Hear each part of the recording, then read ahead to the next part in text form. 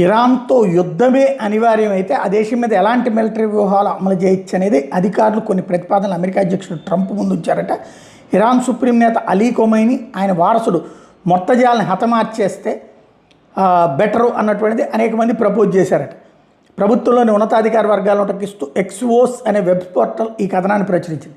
Iran supreme నేత అలీ ఖొమైనీ మొత్తజాలిని ఎందుకు లక్ష్యం చేసుకోవాలో చెబుతూ ఇరాన్లో చోటు చేసుకున్న ప్రతి దుశ్చర్యకు వాళ్ళిద్దరూ అలాగే మొల్లాలే కారణమని ట్రంప్ సీనియర్ సలహాదారు ఒకరు వ్యాఖ్యానించారు.